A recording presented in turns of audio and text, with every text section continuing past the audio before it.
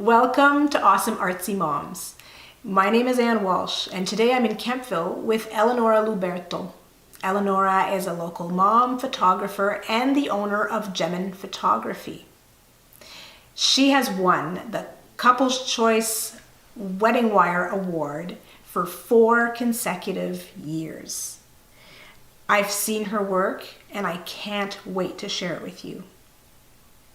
Welcome, Elenora. Hi. How did you become interested in photography?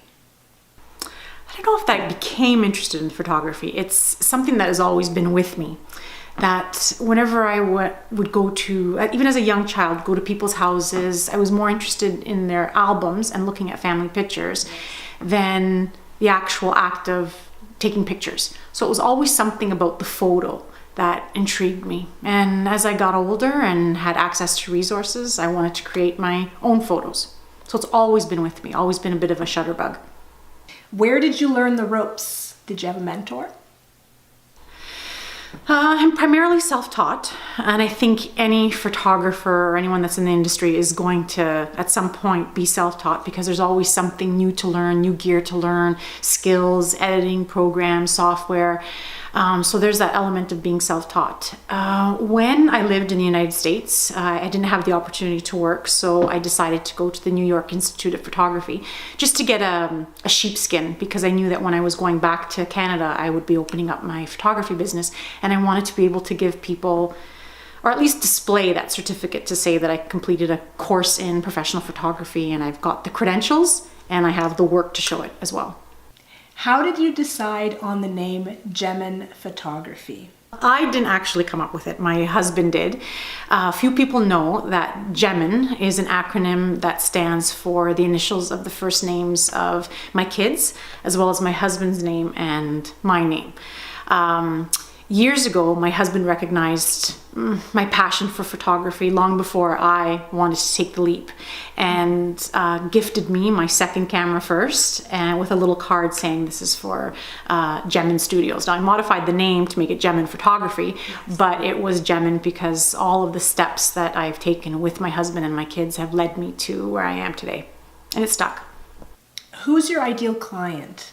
Well, there's always this talk about your ideal client and who to market to, and it has to do sometimes with income and where their spending habits. And for me, yeah, there's probably some of that, but my ideal client is somebody who is willing to give over their trust in me to get them the photos that they need, whether it's a business client, whether it's a wedding, whether it's a mom with her family, whether it's a corporate client that needs product photos. So someone that is willing to give over trust, that I'm going to serve them well, is my ideal client, because then I can serve them the way that I know best. And if I know them and I've taken the time to get to know them, then the end results will speak for themselves and they'll be happy. So clients who can trust and give over that trust to me. But I guess I have to earn that too.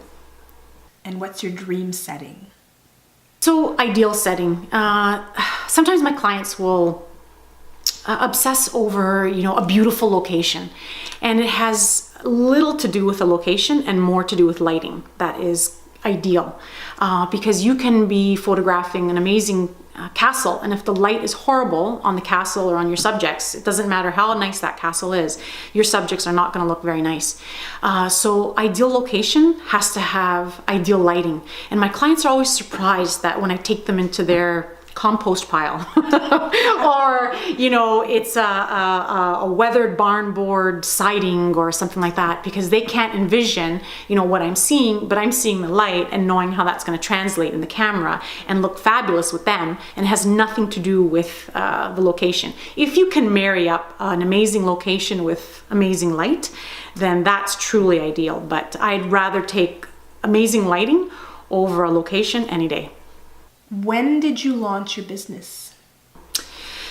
I'd say that I hung a shingle in terms of registering the business in 2013 when I moved back to Canada after having spent some time in the US. My husband was in the military and we were posted there.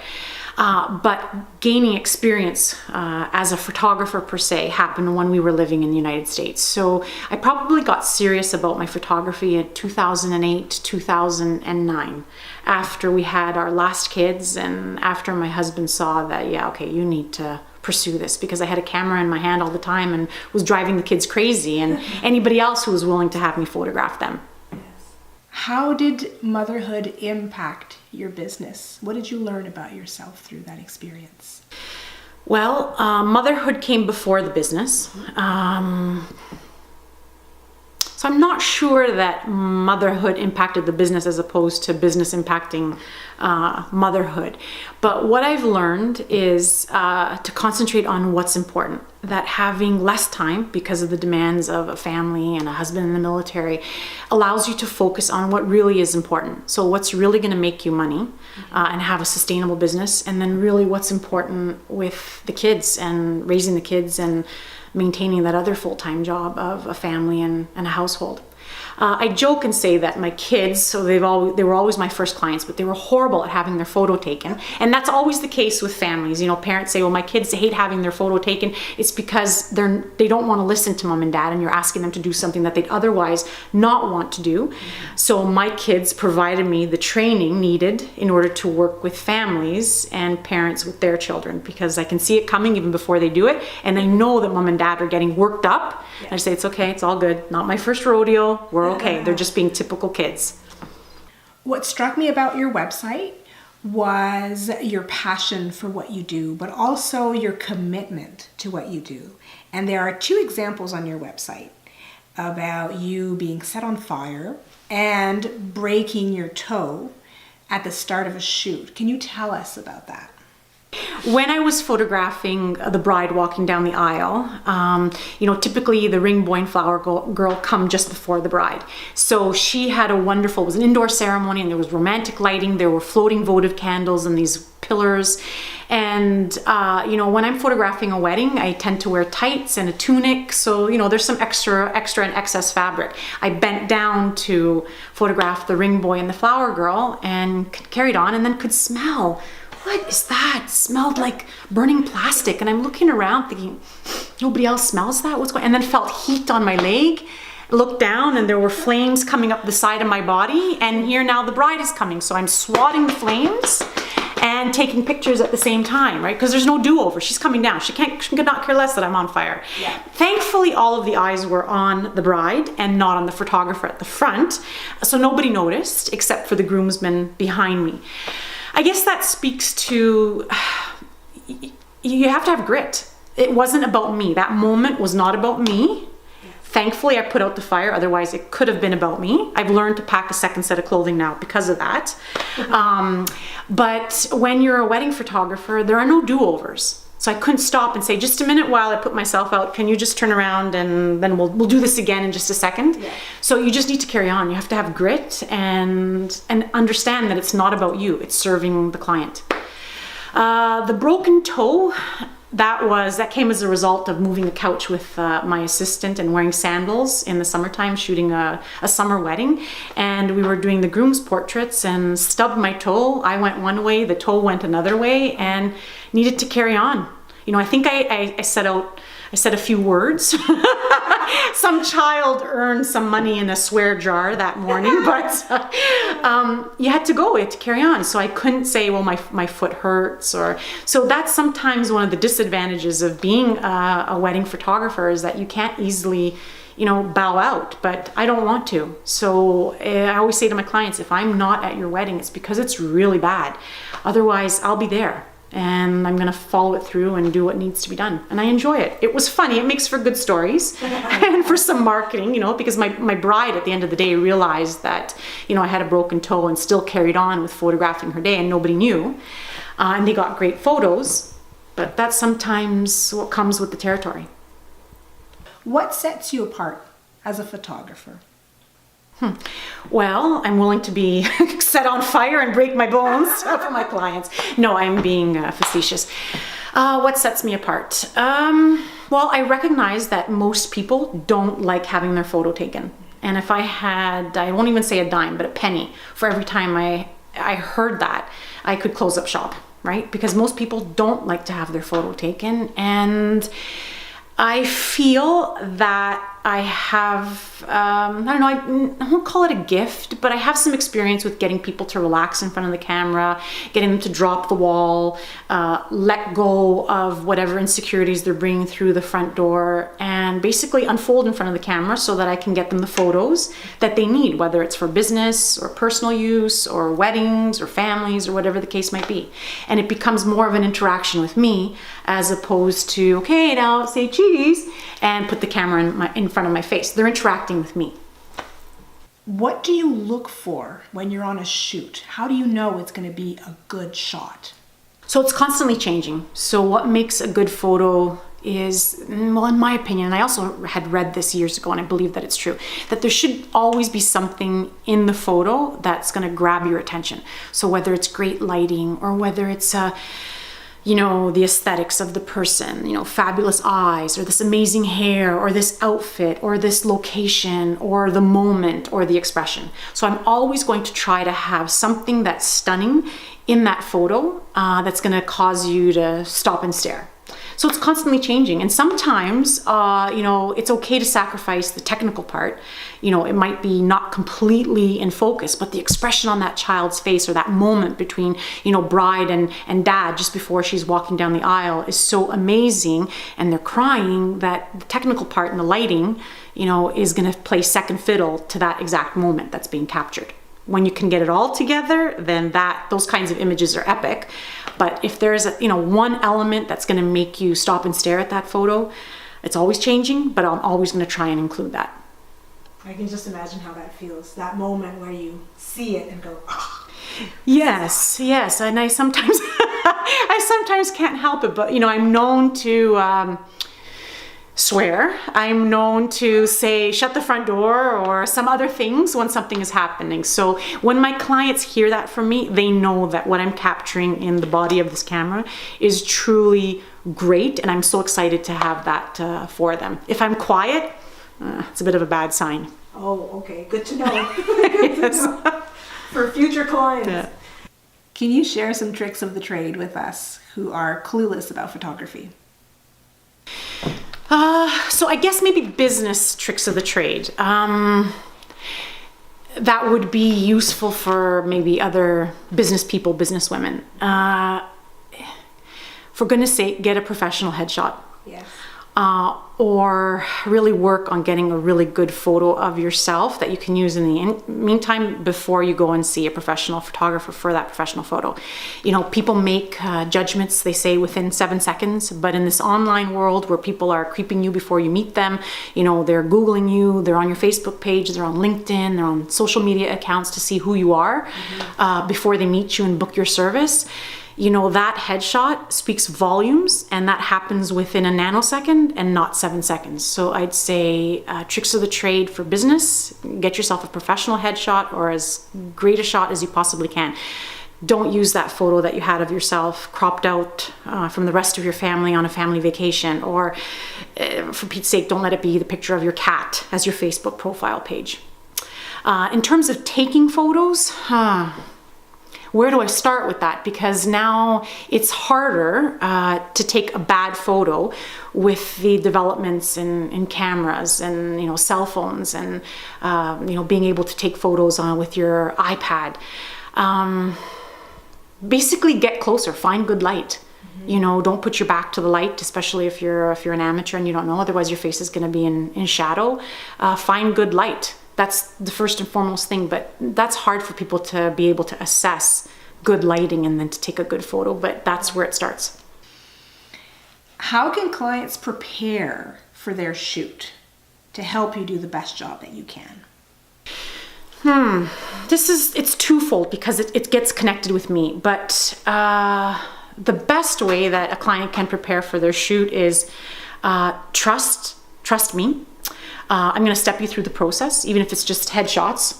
I'll hold your hand. I'll tell you what you need to do. I'll give you suggestions on what to wear. If you need professional hair and makeup, I can make recommendations.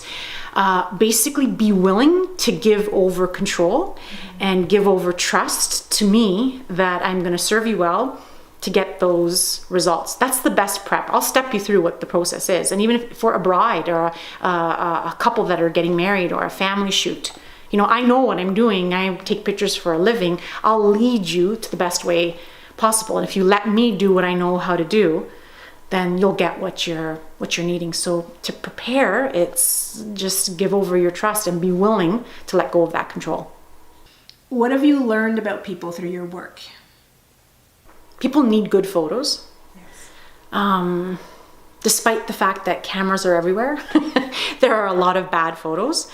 And people don't like having their photo taken, but I think it goes hand in hand with not everyone is a photographer. And I always say when clients come to me, I'm going to break your camera. They say to me, I'm going to break your camera. Can you make me look 10 years younger? And then I'll show them the back of the camera as they're going along, and they're like, oh, that's me. I love it. And I'm like, gosh, I usually take bad pictures. They'll say to me, I'm like, well, how often have you had your photo professionally taken?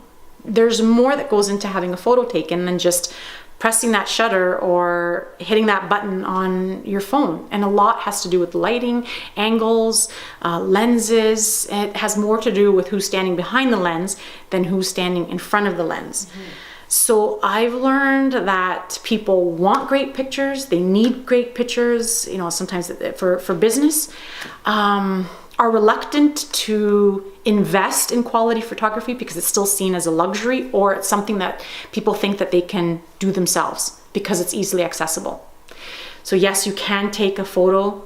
You can take a good photo nowadays with the technology that we have, but there's more to that package than just pressing the button and taking the picture.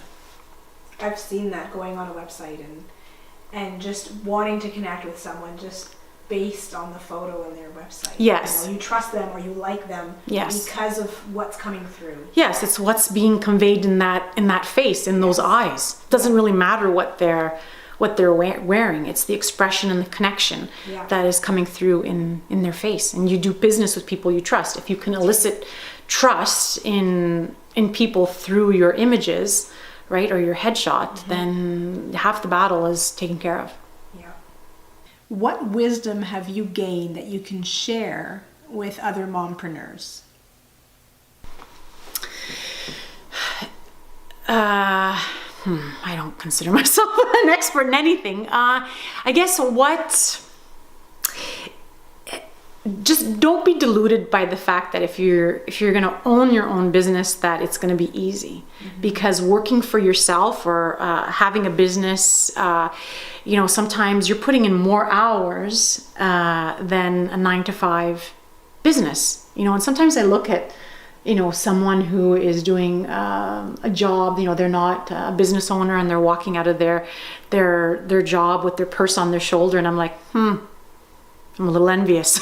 I'm a little envious of that. So to just don't be naive that if you think that, having a business is easy, it's not. You really have to work hard. You have to have grit. It's a time investment, and sometimes you are working long hours beyond typically 9 to 5. But if you love it, the money will come and it won't feel like work.